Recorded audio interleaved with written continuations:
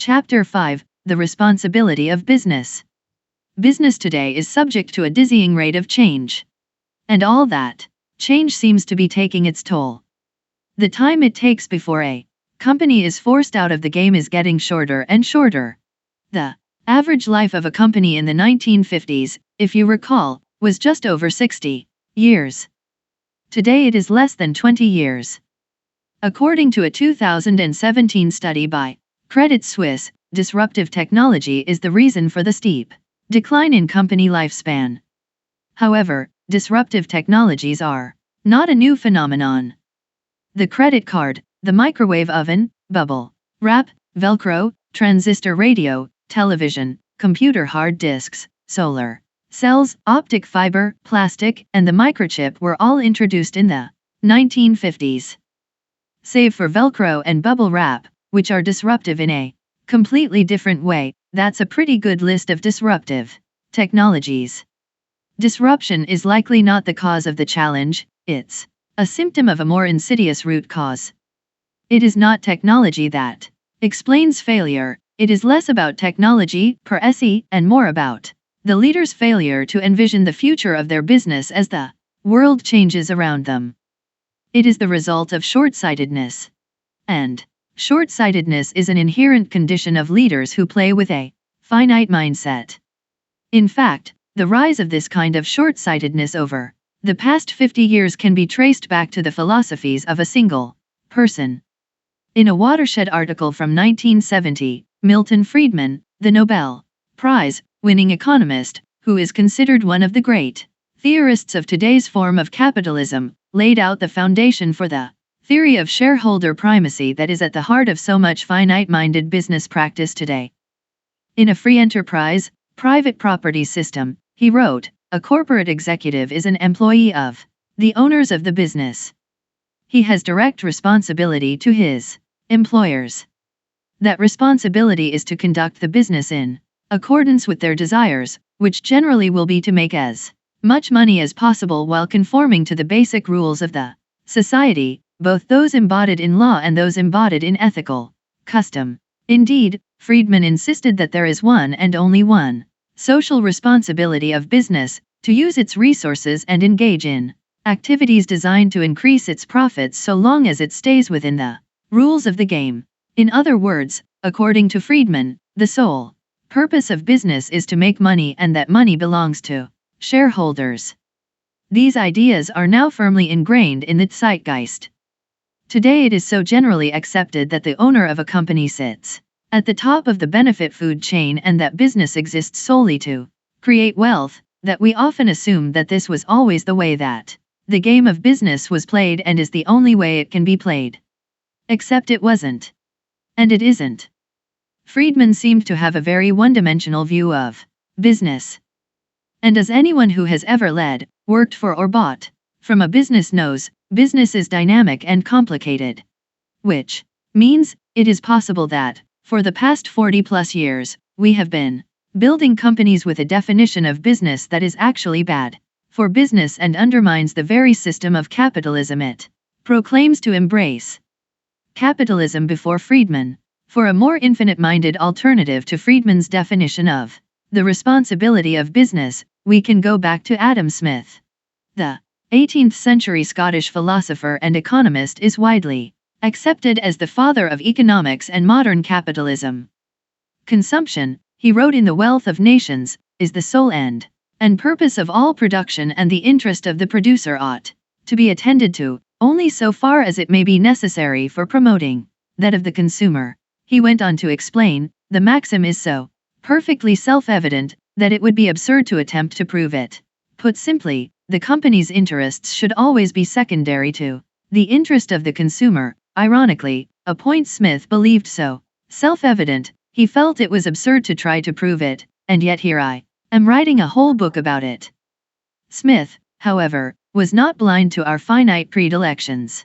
He recognized that in the mercantile system the interest of the consumer is almost constantly sacrificed to that of the producer, and it seems to consider production, and not consumption, as the ultimate end and object of all industry and commerce. In a nutshell, Smith accepted that it was human nature for people to act to advance their own interests. He called our propensity for self-interest the invisible hand. He went on to theorize that because the invisible hand was a universal truth, because of our selfish motivations we all want to build strong companies, it ultimately benefits the consumer. It is not from the benevolence of the butcher, the brewer, or the baker that we can expect our dinner, but from their regard to their own interest, he explained. The butcher has a selfish desire to offer the best cuts of meat without regard for the brewer or the baker. And the brewer wants to make the best beer, regardless of what meat or bread is available on the market. And the baker wants to make the tastiest loaves without any consideration for what we may put on our sandwiches. The result, Smith believed, is that we, the consumers, get the best of everything. At least we do if the system is balanced. However, Smith did not consider a time in which the selfishness of outside investors and an analyst community would put that system completely out of balance. He did not anticipate that an entire group of self-interested outsiders would exert massive pressure on the baker to cut costs and use cheaper ingredients in order to maximize the investor's gains. If history or 18th century brogue-tongued philosophers are not your jam, we need simply look at how capitalism changed after the idea of shareholder supremacy took over, which only happened in the final decades of the 20th century. Prior to the introduction of the shareholder primacy theory, the way business operated in the United States looked quite different. By the middle of the 20th century, said Cornell corporate law professor Lynn Stout in the documentary series Explained, the American Public Corporation was proving itself one of the most effective and powerful and beneficial organizations in the world. Companies of that era allowed for average Americans, not just the wealthiest, to share in the investment opportunities and enjoy good returns. Most important, executives and directors viewed themselves as stewards or trustees of great public institutions that were supposed to serve not just the shareholders, but also bondholders, suppliers, employees, and the community. It was only after Friedman's 1970 article that executives and directors started to see themselves as responsible to their owners, the shareholders, and not stewards of something bigger. The more that idea took hold in the 1980s and 90s, the more incentive structures inside public companies and banks themselves became excessively focused on shorter and shorter term gains to the benefit of fewer and fewer people. It's during this time that the annual round of mass layoffs to meet arbitrary projections became an accepted and common strategy for the first time. Prior to the 1980s, such a practice simply didn't exist. It was common for people to work a practical lifetime for one company. The company took care of them and they took care of the company. Trust, pride, and loyalty flowed in both directions.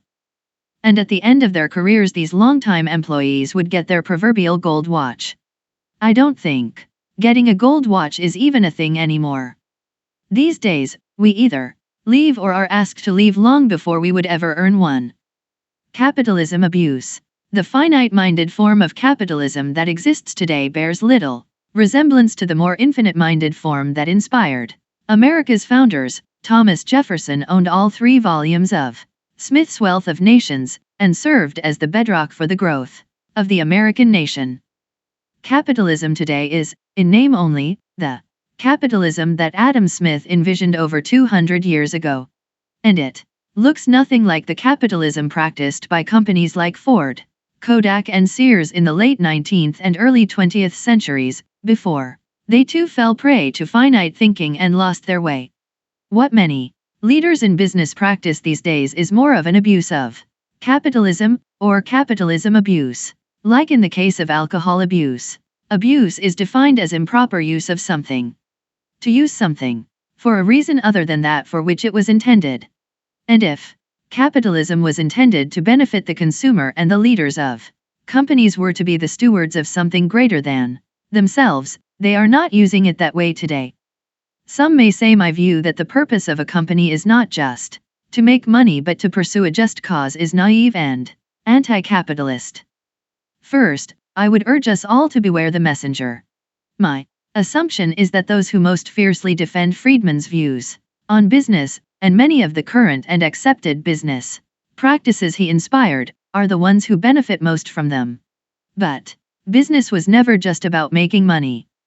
As Henry Ford said, a business that makes nothing but money is a poor kind of business.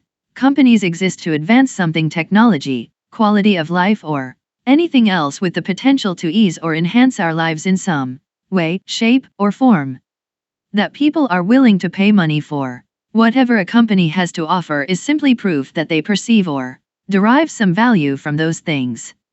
Which means the more value a company offers, the more money and the more fuel they will have for further advancements.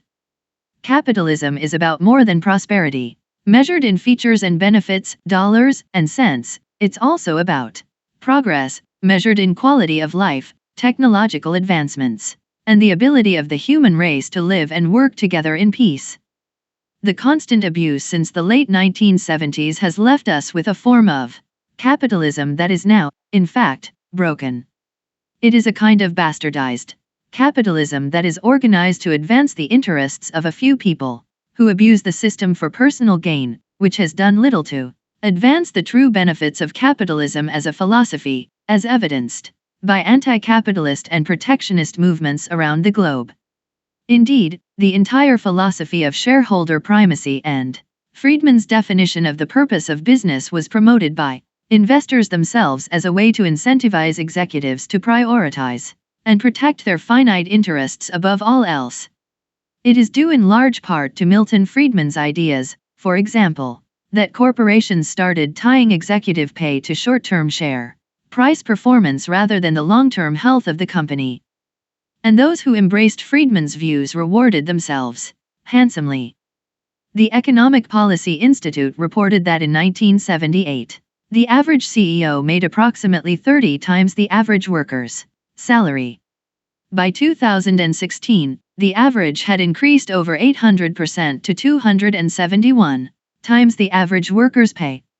Where the average CEO has seen a nearly 950% increase in their earnings, the American worker, meanwhile, has seen just over 11% in theirs. According to the same report, average CEO pay has increased at a rate 70% faster than the stock market. It doesn't take an MBA to understand why. As Dr. Stout explains in her book, The Shareholder Value Myth, if 80% of the CEO's pay is based on what the share price is going to do next year, he or she is going to do their best to make sure that share price goes up, even if the consequences might be harmful to employees, to customers, to society, to the environment, or even to the corporation itself in the long term. When we tie pay packages directly to stock price, it promotes practices like closing factories, keeping wages down, implementing extreme cost cutting, and conducting annual rounds of layoffs, tactics that might boost the stock price in the near term, but often do damage to an organization's ability to survive and thrive in the infinite game. Buybacks are another often legitimate practice that has been abused by public company executives seeking to prop up their share price. By buying back its own shares, based on the laws of supply and demand, they temporarily increase demand for their stock, which temporarily drives up the price, which temporarily makes the executives look good. Though many of the practices used to drive up stock prices in the short term sound ethically dubious, if we look back to Friedman's definition of the responsibility of business, we find that he leaves the door wide open for such behavior, even encourages it. Remember, his only guidance for the responsibility companies must obey is to act within the bounds of the law and ethical custom. I, as one observer, am struck by that awkward phrase, ethical custom. Why not just say ethics? Does ethical custom mean that if we do something frequently enough it becomes normalized and is thus no longer unethical? If so many companies use regular rounds of mass layoffs, using people's livelihoods to meet arbitrary projections, does that strategy then cease to be unethical? If everyone is doing it, it must be okay. As a point of fact, laws and ethical customs usually come about in response to abuses, not by predicting them. In other words, they always lag behind. Based on the common interpretation of Friedman's definition, it's almost a requirement for companies to exploit those gaps to maximize profit until future laws and ethical customs tell them they can't. Based on Friedman, it is their responsibility to do so. Technology companies, like Facebook, Twitter, and Google, certainly look like they are more comfortable asking for forgiveness, as they run afoul of ethical customs, as opposed to leading with a fundamental view of how they safeguard one of their most important assets, our private data. Based on Friedman's standards, they are doing exactly what they should do. If we are using a flawed definition of business to build our companies today, then we are likely also promoting people and forming leadership teams best qualified to play by the finite rules that Friedman espoused, leadership teams that are probably the least equipped to navigate the ethical requirements necessary to avoid exploiting the system for self-gain. Built with the wrong goal in mind, these teams are more likely to make decisions that do long-term damage to the very organizations, people, and communities they are supposed to be leading and protecting. As King Louis XV of France said in 1757, Après moi le déluge. After me comes the flood. In other words, the disaster that will follow after I'm gone will be your problem, not mine. A sentiment that seems to be shared by too many finite leaders today. The pressure to play with a finite mindset. It's a big open secret among the vast majority of public company executives that the theory of shareholder primacy and the pressure Wall Street exerts on them are actually bad for business. The great folly is that despite this knowledge and their private grumblings and misgivings, they continue to defend the principle and yield to the pressure. I am not going to waste precious ink making a drawn-out argument about the long-term impact of what happened to our country and global economies when executives bowed to those pressures.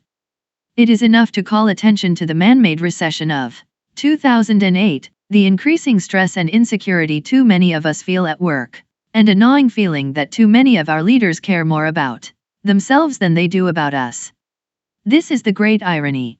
The defenders of finite-minded capitalism act in a way that actually imperils the survival of the very companies from which they aim to profit. It's as if they have decided that the best strategy to get the most cherries is to chop down the tree. Thanks in large part to the loosening of regulations that were originally introduced to prevent banks from wielding the kind of influence and speculative tendencies that caused the Great Depression of 1929 to happen, investment banks once again wield massive amounts of power and influence. The result is obvious. Wall Street forces companies to do things they shouldn't do and discourages them from doing things they should. Entrepreneurs are not immune from the pressure either. In their case, there is often intense pressure to demonstrate constant, high-speed growth. To achieve that goal, or when growth slows, they turn to venture capital or private equity firms to raise money. Which sounds good in theory. Except there is a flaw in the business model of private equity that can wreak havoc with any company keen to stay in the game. For private equity and venture capital firms to make money, they have to sell. And it's often about 3 to 5 years after they make their initial investment. A private equity firm or venture capitalist can use all the flowery, infinite game, cause-focused language they want. And they may believe it. Up until the point they have to sell. And then all of a sudden many will care a lot less about the just cause and all the other stakeholders. The pressure investors can exert on the company to do things in the name of finite objectives can be and often is devastating to the long-term prospects of the company. Long is the list of purpose-driven executives who say that their investors are different, that they do care about the company's cause. Until it's time to sell. The ones I talked to asked that I not mention the names of their companies for fear of upsetting their investors. There is no such thing as constant growth, nor is there any rule that says high-speed growth is necessarily a great strategy when building a company to last. Where a finite-minded leader sees fast growth as the goal, an infinite-minded leader views growth as an adjustable variable. Sometimes it is important to strategically slow the rate of growth to help ensure the security of the long term, or simply to make sure the organization is properly equipped to withstand the additional pressures that come with high-speed growth. A fast-growing retail operation, for example, may choose to slow the store expansion schedule in order to put more resources into training and development of staff and store managers. Opening stores is not what makes a company successful. Having those stores operate well is. It's in a company's interest to get things done right now rather than wait to deal with the problems high-speed growth can cause later. The art of good leadership is the ability to look beyond the growth plan and the willingness to act prudently when something is not ready or not right, even if it means slowing things down. From the 1950s to the 70s, the concept of forecasting was considered critical across multiple institutions. Teams of futurists were brought in to examine technological, political, and cultural trends in order to predict their future impact and prepare for it. Such a practice may have helped Garmin proactively adapt to advancements in mobile phone technology instead of being forced to react to it. Even the United States federal government was in on it. In 1972, Congress established the Office of Technology Assessment, specifically to examine the long-term impact of proposed legislation. They're beginning to realize that legislation will remain on the books for 20 or 50 years before it's reviewed, said Edward Cornish, president of the World Future Society, and they want to be sure that what they do now won't have an adverse impact years from today. However, the discipline fell out of favor during the 1980s, with some in government thinking it a waste of money to try to predict the future. The office was officially closed in 1995. Though today, futurists still exist in the business world, they are usually tasked with helping a company predict trends that can be marketed to rather than assessing future impact of current choices. Finite-focused leaders are often loath to sacrifice near-term gains, even if it's the right thing to do for the future, because near-term gains are the ones that are most visible to the market. And the pressure this mindset exerts on others in the company to focus on the near term often comes at the detriment of the quality of the services or the products we buy. That is the exact opposite of what Adam Smith was talking about. If the investor community followed Smith's philosophies, they would be doing whatever they could to help the companies in which they invested make the best possible product, offer the best possible service, and build the strongest possible company. It's what's good for the customer and the wealth of nations. And if shareholders really were the owners of the companies in which they invested, that is indeed how they would act. But in reality, they don't act like owners at all. They act more like renters. Consider how differently we drive a car we own versus one we rent, and all of a sudden it will become clear why shareholders seem more focused on getting to where they want to go with little regard to the vehicle that's taking them there. Turn on CNBC on any given day, and we see discussions dominated by talk of trading strategies and near-term market moves. These are shows about trading, not about owning. They are giving people advice on how to buy and flip a house, not how to find a home to raise a family. If short-term focused investors treat the companies in which they invest like rental cars, i.e., not theirs, then why must the leaders of the companies treat those investors like owners?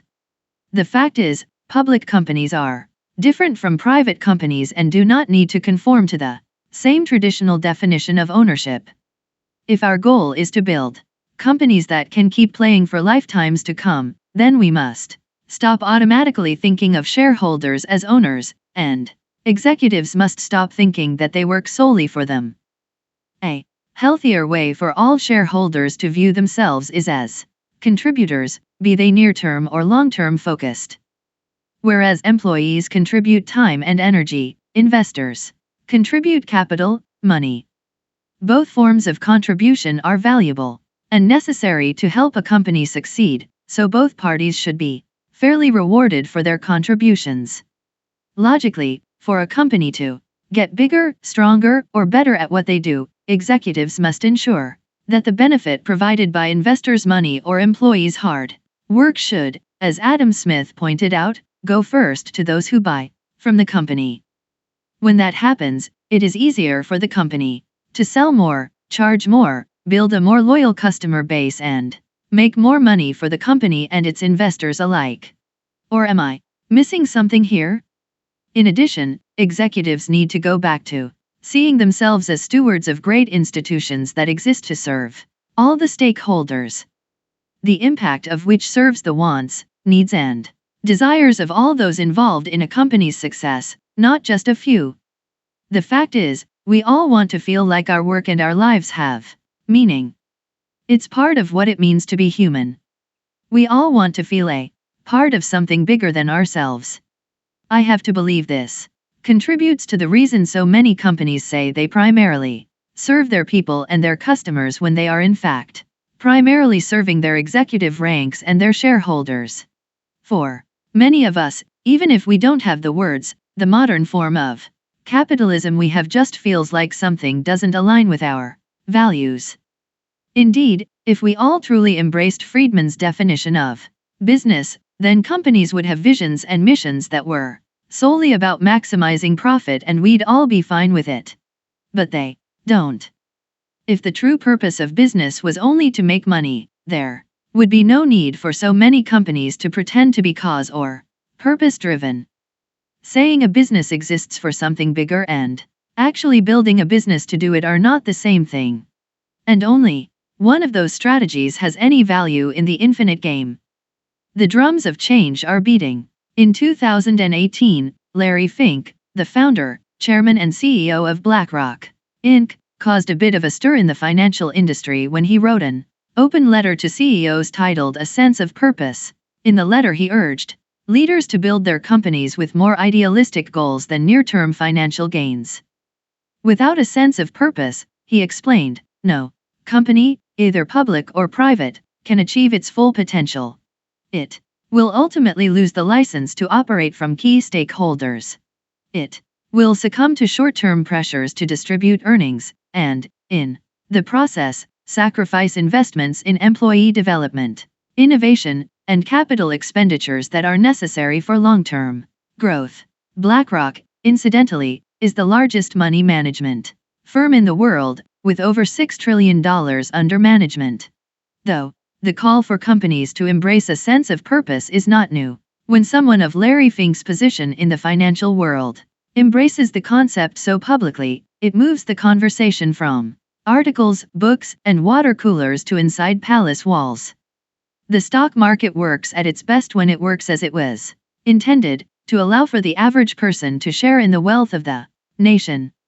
However, Americans have become disillusioned with the form of capitalism to which they are subjected today and the way the stock market is used as a tool in a finite game. The share of Americans invested in the stock market is at its lowest point in 20 years. The largest exodus has come from the middle class. People don't mind if an enterprising few make a lot of money. Their exodus is a reaction to the imbalance and a lack of trust in the system. And leaders should take notice. The irony is that everyone who works with or for the public markets understands that when the system becomes too unbalanced, there will always be a correction. That correction is often sudden and violent. Our current system of capitalism is so unbalanced, and those on the inside are well advised to make the necessary corrections themselves, for a failure to do so increases the chances of correction being forced upon them. For if the palace refuses to change from within, it increases the chances that the people will try to knock the whole thing down. Be they against government incompetence, corruption, or lopsided economic models, this is what populist uprisings are so often about. Remember the American Revolution itself would have been avoided if Great Britain simply relaxed the economic restrictions it placed on the colonies, gave them greater representation in government, and allowed them to share in more of the wealth they helped produce. That's it. Where there is unbalance, there is unrest. It's a big deal to disrupt a system. Revolutions are fraught with risk. They are sudden. They are violent. And there is almost always a counter-revolution, and when I talk about revolution, I am not only Referring to armed insurgencies, I include all kinds of upending to the status quo. The American colonists chose to revolt only after years of appealing for change, begging for it. They were only partially drawn to revolution for ideological reasons. They were pushed to it because they saw their lives and their economic well-being suffering or restricted as a result of a gross imbalance of power and wealth. The vision of an alternative future came later. Whether it was in ancient Rome, where the leaders refused to offer citizenship to the allies who suffered to defend Rome, or the American colonists who were refused representation even though their hard work helped fuel the British economy, it is upon the backs of ordinary people that wealth and power are produced. In our modern day and age, it is the employee who bears the most cost for the money companies and their leaders make.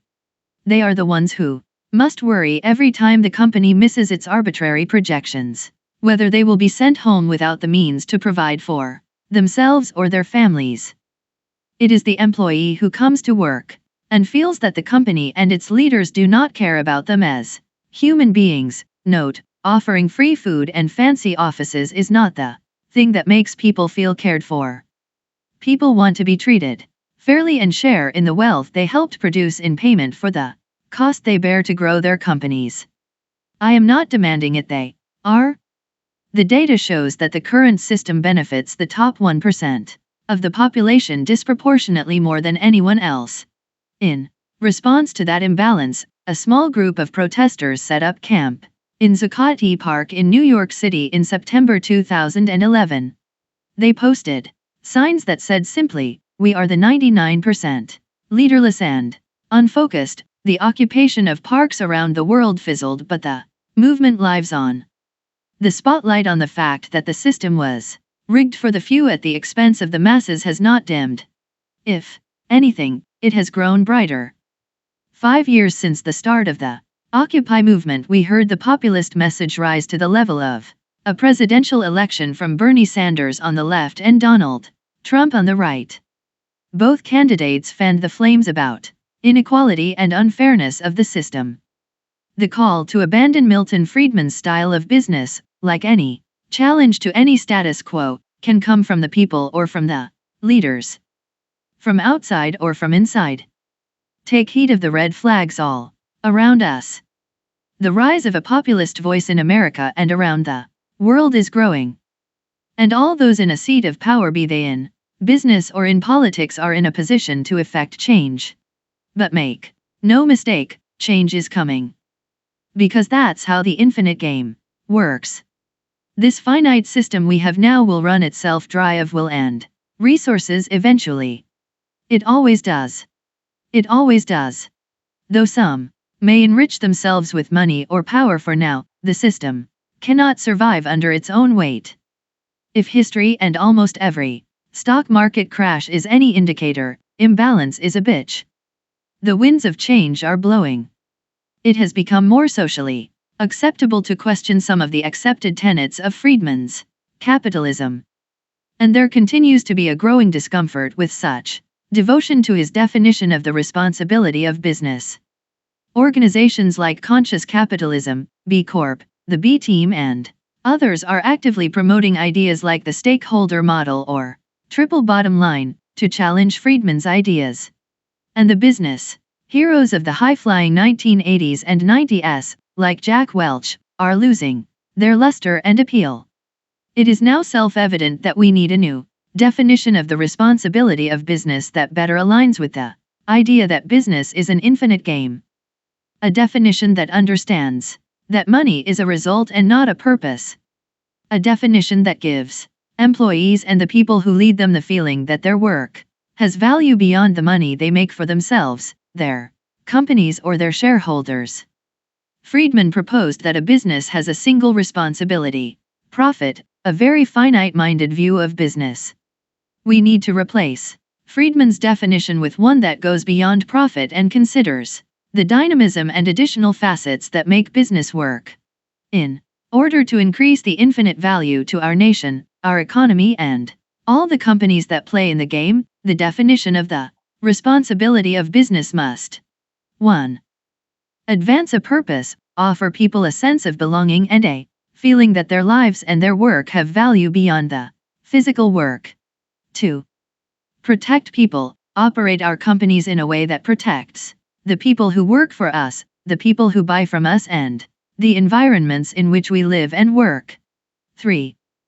Generate profit. Money is fuel for a business to remain viable, so that it may continue to advance the first two priorities.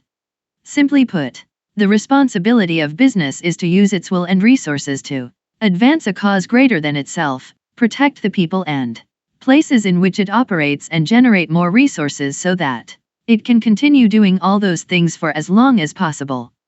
An organization can do whatever it likes to build its business so long as it is responsible for the consequences of its actions. The three pillars to advance a purpose, protect people, and generate a profit seem to be essential in the infinite game. America's founders inspired a nation to come together to advance life, liberty, and the pursuit of happiness. These unalienable rights of physical safety, a cause or ideology to be a part of, and the opportunity to provide for ourselves inspired a nation and set the United States on its infinite journey. Nearly 150 years later, on December 30, 1922, the declaration of the formation of the Soviet Union was ratified. It stated that the new nation of the USSR was founded on the three promises or rights. All these circumstances imperatively demand the unification of the Soviet republics into one union state, capable of ensuring both external security and internal economic prosperity, and the freedom of the national development of peoples. In other words, a nation committed to protect its people, offer an opportunity of economic gain, and advance the ideology of communism. A similar trifecta showed up again during the Vietnam War, when General Giap rallied the North Vietnamese to join the People's War with the promise of physical safety, economic advancement, and the opportunity to advance an ideology. A People's War is simultaneously military, economic, and political, said Giap in an interview years after the war. A nation-state must protect its citizens to ensure that we live free from fear. To do that, it must maintain armed forces to defend against foreign threats, establish justice, and ensure domestic tranquility.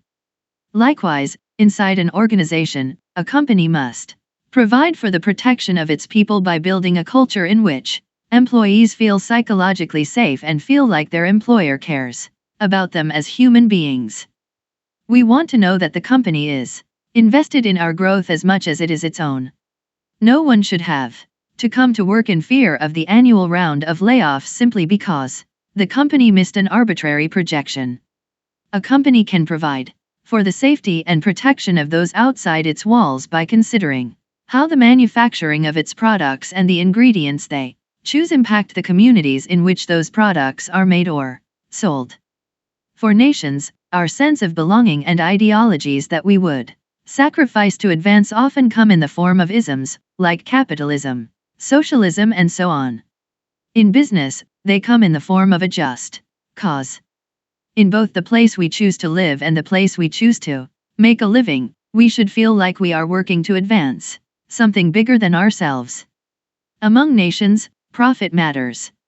Economic prosperity is the ability for the nation to remain solvent, to maintain a strong economy that is well resourced to thrive in good times and survive in lean times. For businesses, it is the same. And both in nations and in companies, everyone wants the opportunity to work hard and earn an income so that we may provide for ourselves and our families. The goals of a nation founded with an infinite mindset are also the people's goals. A nation exists to serve and include ordinary people as it strives forward. This is what makes us feel emotionally connected to our country, why we feel patriotic. Translated into business terms, it means that a company's goals must also align with people's goals, not simply the goals of shareholders. If we want our work to benefit ourselves, our colleagues, our customers, our communities, and the world, then it is right for us to work at companies whose values and goals align with our own. And if they don't, we can demand that they do.